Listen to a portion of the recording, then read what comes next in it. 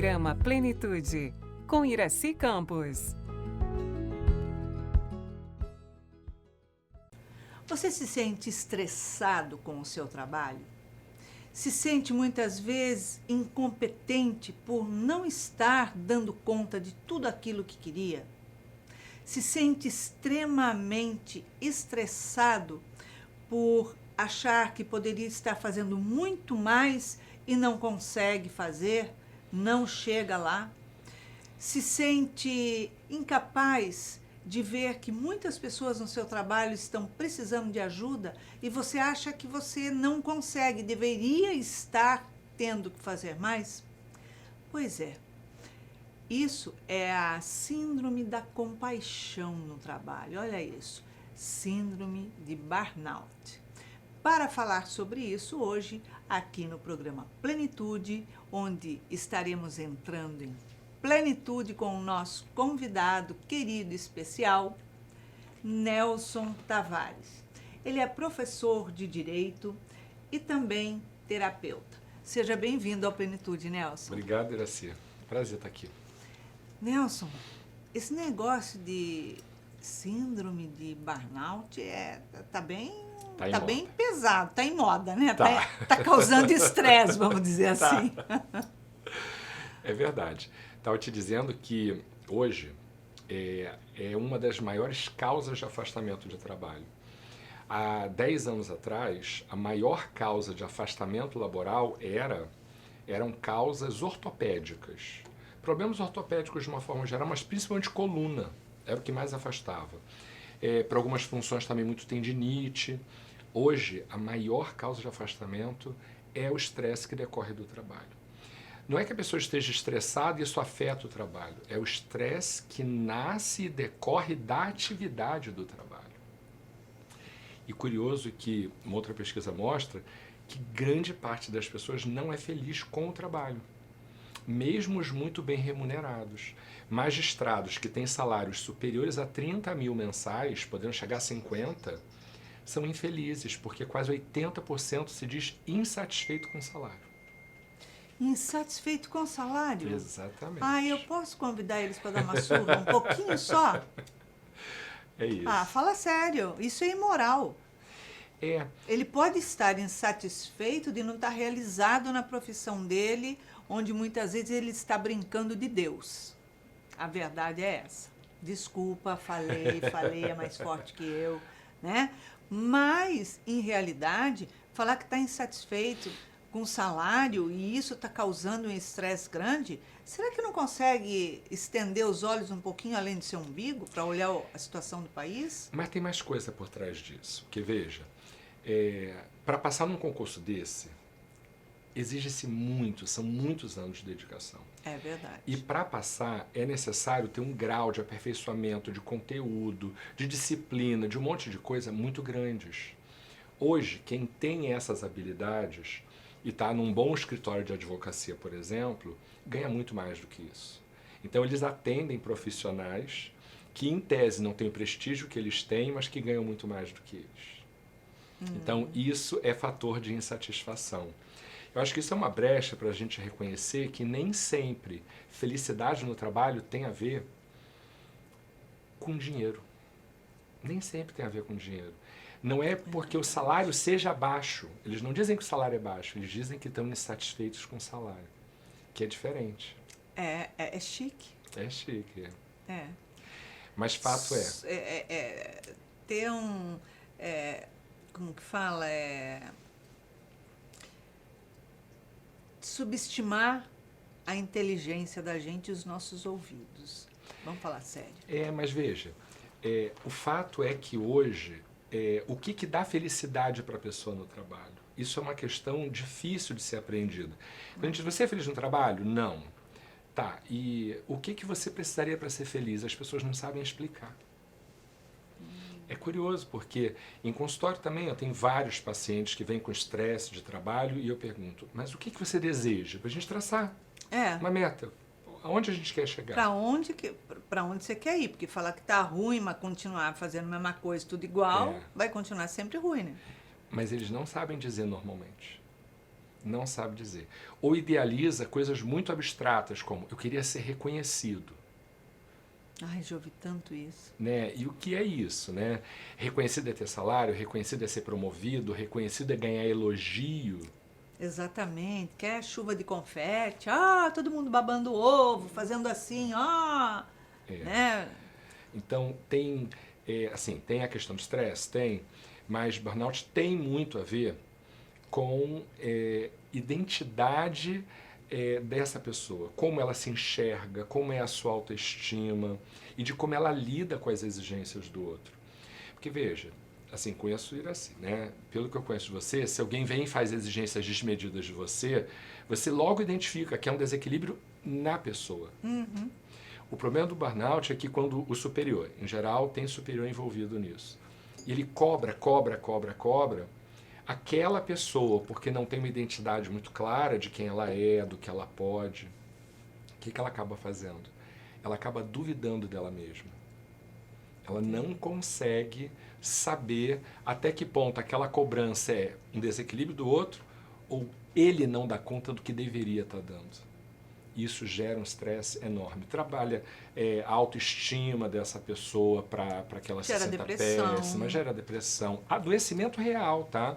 Não só doenças emocionais, mas doenças físicas, porque a gente conhece o processo da somatização, né? E a quantidade de pessoas que está vivenciando isso hoje seria por conta do que essa insatisfação generalizada. Pois é. Se a gente pegar como referência o trabalho na Europa e nos Estados Unidos, a gente tem muito menos burnout porque a cabeça do europeu é voltada para a ideia de que trabalho é lugar de ganhar dinheiro. O brasileiro tem a cultura de entender que trabalho é espaço de também ser feliz. Se a gente olhar o que as empresas fazem, eles chamam os seus cooperadores de família, time, que tem todo o envolvimento que faz sugerir que ali existe uma relação afetiva a ser preservada. Entende?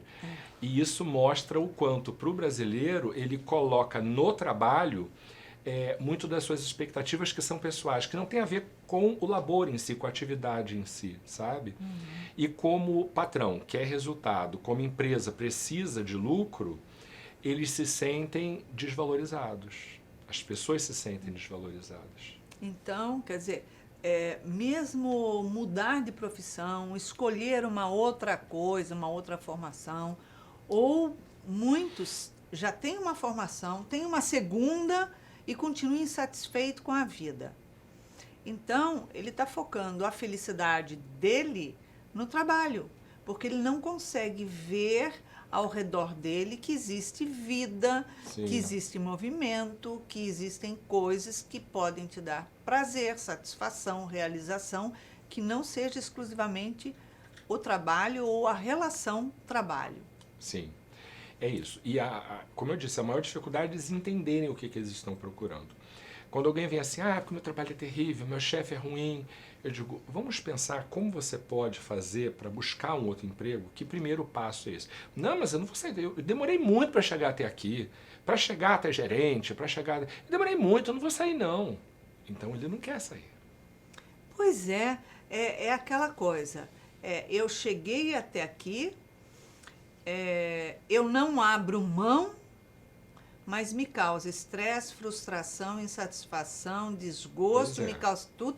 A minha vida está um caos porque está sem graça, sem vida, mas eu adoro sofrer.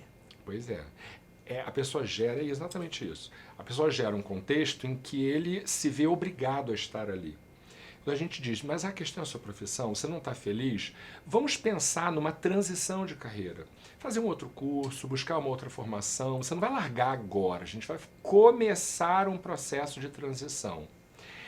Mas aí como eu vou estudar se o meu salário é baixo? Eu não estou te dizendo que eu volto estressado, como eu vou... Aí começa a botar um monte de obstáculo. Ou seja, ele cria mais problemas para se manter do jeito que ele está. Naquela condição.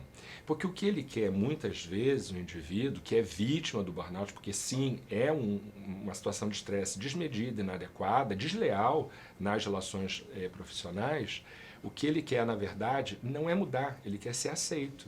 Ele quer ser enquadrado, ele quer ser acolhido, isso é muito comum. E aí, eu volto a dizer, antigamente a gente falava assim, problema de casa é o pior, porque quando você está com um problema em casa, você leva isso para onde for. Hoje é o contrário. As pessoas vivem relações de trabalho muito nocivas e eles levam para dentro de casa o estresse que vem do trabalho, fazendo da sua família um espaço de lixeira emocional.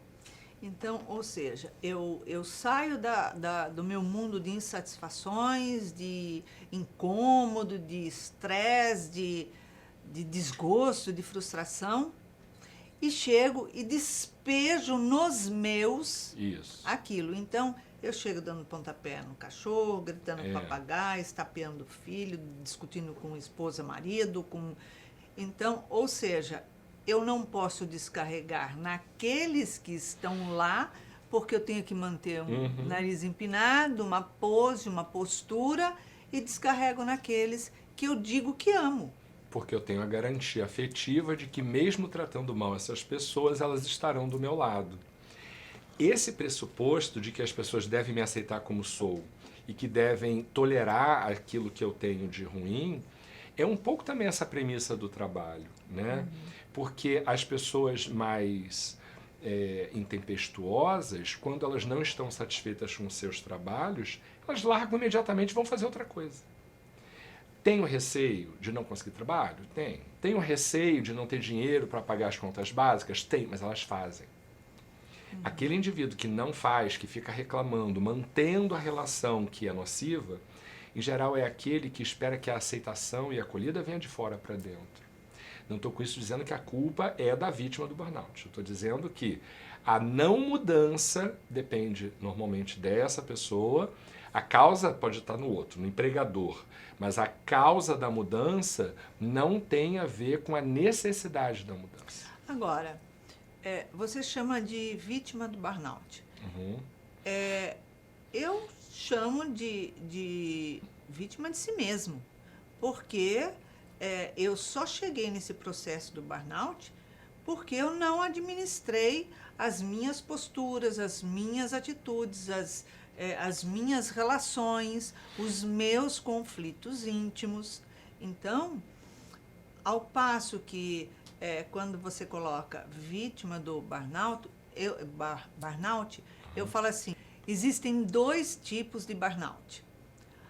Aquele que fica debatendo, reclamando, se queixando, não faz o movimento, adoeceu pelo seu próprio processo de recusa e rejeito de transformação, e o outro tipo, que é aquele que nem percebeu, foi se estressando, acumulou tudo, nem percebeu, mas quando ele se depara com esse tipo de dor, ele fala assim, o que eu posso fazer para mudar?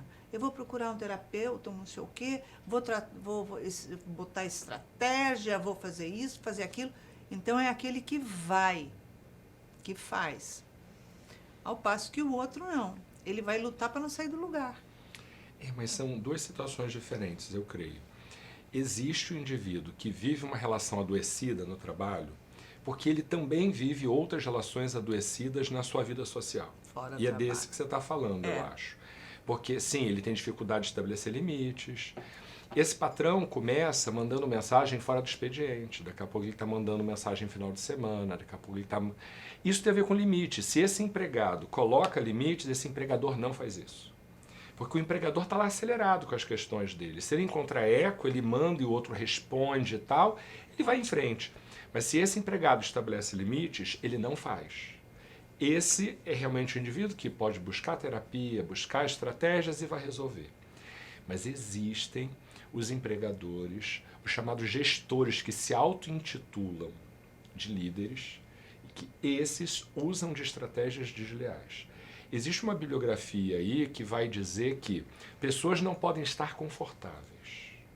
Porque se elas estiverem muito confortáveis, elas não são produtivas. Ela precisa estar inquieta, instável, preocupada, porque ela estará sempre atenta para poder produzir. Quem está muito confortável não produz o suficiente.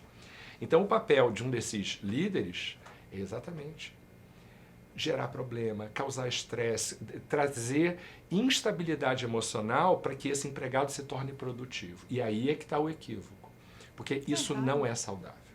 Porque você deixa digamos, de fazer com que o outro coloque o máximo da sua potencialidade para colocar para fora o máximo da sua insatisfação, porque ele vai fazer as coisas, mas dentro da insatisfação. Ele produz, mas o clima empresarial é muito ruim. Em geral, a agressividade, inveja, tem a questão da concorrência que é desleal, né, em que um tenta derrubar o outro, mas algumas pessoas ficam confortáveis diante do desequilíbrio, né? Alguns gestores preferem lidar porque eles não são, por natureza, acolhedores. Então é muito difícil para essas pessoas gerir criaturas. Eles preferem amedrontar pessoas. Entendeu? Porque é mais fácil, né? Pela relação de poder que se estabelece pela hierarquia natural da relação de trabalho, eles acham muito mais fácil, porque lhes falta uma habilidade. Mas é isso, por isso eu digo vítima, porque ele não está vivendo aquilo porque quer, é uma estratégia pensada pela estrutura para que ele possa ser oprimido. Claro, aí eu concordo com você, ele pode também dizer, não quero isso para a minha vida, eu vou para outro lugar. Mas o povo tem que pagar a conta, né? Tem que criar filho, aquela coisa toda, nem sempre é fácil. Você tem que fazer os seus esforços, Tem. né? Dentro do trabalho, também, eu acho que aquela troca, uma mão lava a outra. Então, se eu sei que o meu patrão está precisando, que eu vou procurar auxiliar, eu vou procurar mostrar os meus esforços. Por quê?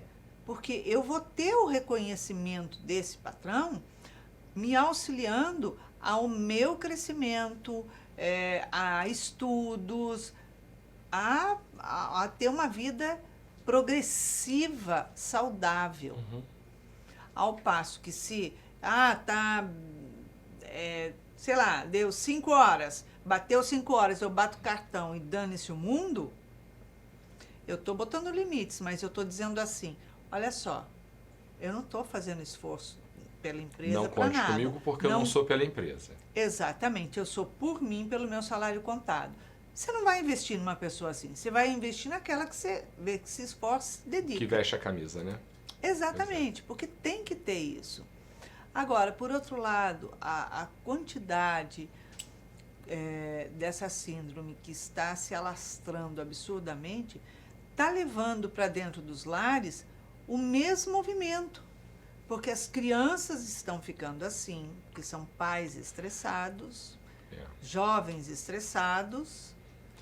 Uma consequência desse movimento hoje pais trabalharem com filhos desde muito, ainda adolescentes, como se fossem gestores das suas próprias carreiras. Tem que saber falar 2 línguas, tem que ir bem no vestibular, tem que conhecer informática, isso tudo vem dessa pressão que o pai vivencia na sua experiência laboral. Ele diz, não, para você conseguir, meu filho, ter oportunidade, você precisa ter isso tudo, começa a exigir isso muito cedo. Mas olha a complexidade. Tem paciente que a dificuldade dele é exatamente o contrário dessa situação que você trouxe. Qual é a questão? Ele é proativo, ele é inteligente, ele é estudioso, ele é participativo, ele leva a ideia e essa é a causa do conflito que ele tem com o superior dele. Porque o superior é uma pessoa insegura, frágil e morre de medo de algum dia ele pegar o seu lugar. Assumir o lugar dele e ele dançar, né? Então, essa eficiência de que você falava, no caso dele, é o que o colocou no conflito por medo do boicote, exatamente. Então, não é fácil lidar com essas questões, porque tem grande complexidade por trás disso, tá? Com certeza, porque você tem que ver todo o quadro que a pessoa está vivenciando Não só o quadro do trabalho, porque no geral, quando as pessoas falam assim, fulano está com a síndrome de burnout. Aí fala assim, coitadinho, está trabalhando demais, é isso. É. Mas, na verdade, nem sempre ele está trabalhando demais. Ele tá muitas vezes gerando um estresse nele porque ele queria fazer ou ser mais ou estar à frente e ele se sente uma roda presa, ele não vai. Perfeito. Quantidade de trabalho normalmente não é causa de burnout. Ele pode ter, inclusive, uma carga horária reduzida. Conheço gente que só trabalha presencial uma vez por semana e sofre todos os outros dias porque daqui a pouco está chegando o dia de voltar. Presencial. Ai, Jesus. Porque é bom quando está em casa, mas mesmo quando está em casa tem o sofrimento do estar chegando o dia de ser presencial. Burnout tem a ver com equilíbrio emocional, pressão excessiva, tem a ver com felicidade, ou se não felicidade, pelo menos bem-estar no ambiente do trabalho. Não tem a ver com carga horária, pelo contrário. Se eu amo o meu trabalho, se o que eu faço me realiza, eu tenho uma grande carga horária, eu saio exausto, mas eu saio pleno, feliz. Isso normalmente não gera nenhum tipo de adoecimento.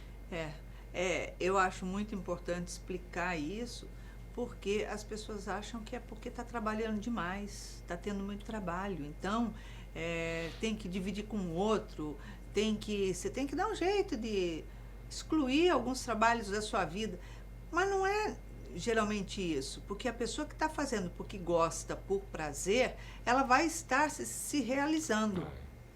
E ela vai também ter um momento em que ela fala assim, eu vou reduzir um pouco, porque eu também vou buscar qualidade de vida em outras coisas, em outros setores, inclusive como trabalho voluntário. Sim. Né? Que isso fortalece, isso equilibra e faz com que a pessoa faça o movimento. Mas não pode jogar tudo na conta do outro. Verdade. Trabalho voluntário é fabuloso, porque com o trabalho voluntário, a gente, poxa, mas eu estou reclamando de trabalho, você quer me dar mais trabalho? Né? A pessoa diz assim. Eu digo, sim, mas esse é o trabalho que equilibra. Né? Porque quando você entende o conflito do outro, a necessidade do outro, muito interessante a gente perceber que a gente aprende a lidar com os nossos próprios conflitos. Isso é muito real. Porque você ouve, você vê, você sente, começa a te despertar uma compaixão, um movimento diferente, e você fala assim, nossa, isso daqui também me preenche. Também. Né? E às vezes é isso, tem gente até que não ganha mal, mas se sente vazio, né? Se sente vazio de sentido, vazio de meta, vazio...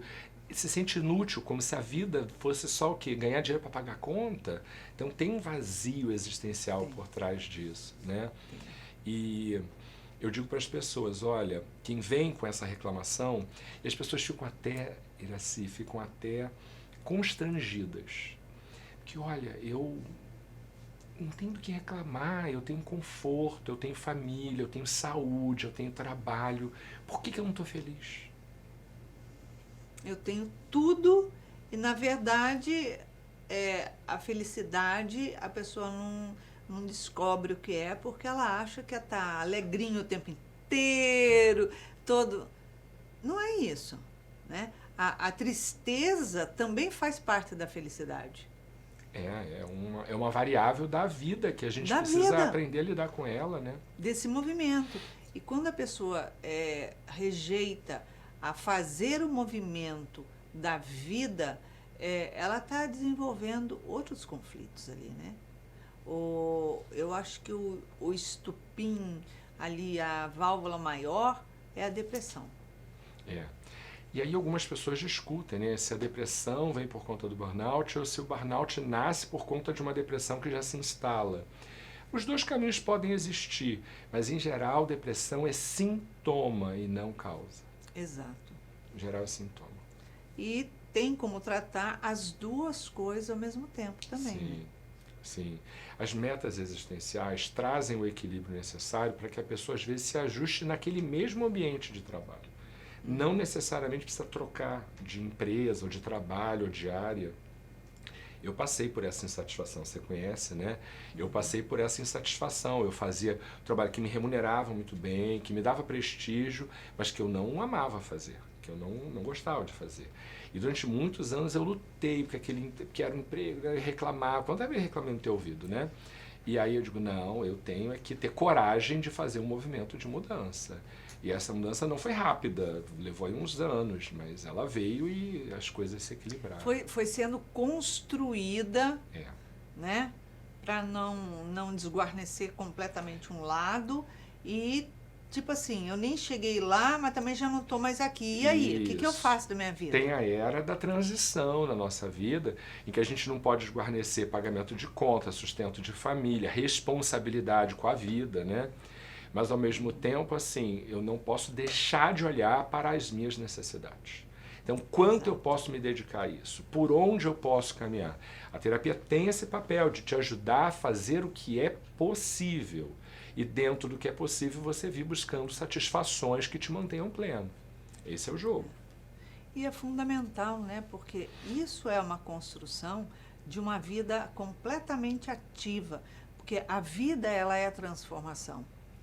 Ninguém veio para se formar naquilo, fazer aquilo e falar, nossa, eu tenho que fazer aquilo até eu morrer, querendo ou não. Ah, mas eu já estou com 50, 60 anos, vou fazer o que da minha vida? Viver, meu Deus! É claro. Oh! Enquanto estiver aqui, só não, porque também está do outro lado da vida, também tem que operacionalizar.